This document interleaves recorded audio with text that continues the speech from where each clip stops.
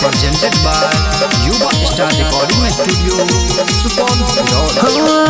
तोरा पर हम करई रही विश्वास गे तोहर दलही हमर बगल सोचल सब आस गे जोगे लजिया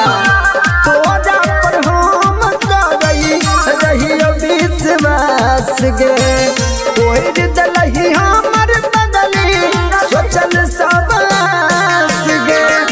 राहल की गलती हमार दलाई रुलाई गे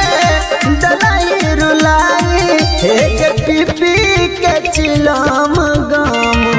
देबो हम भुलाई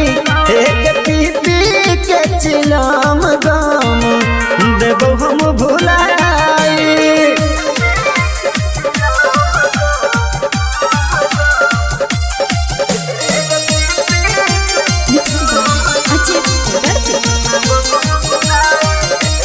दिल तोरई के हुनर रहो खानदानी गे अग पीपी के गाजा कटतई हमर जवानी गे अग दिल तोरई के हुनर रहो खानदानी गे अग पीपी के गाजा कटतई हमर जवानी गे मायर जे बभाले ले बहु फेफड़ा जलाई गे फेफड़ा जलाई एक पीपी के चिलम गम देबो हम भुलाई एक पीपी के चिलम गम देबो हम भुलाई।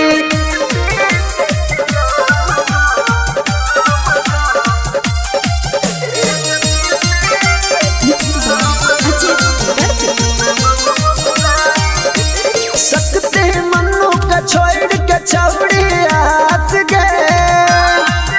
एक चहल गलही अजय बेदर्दी के पास गे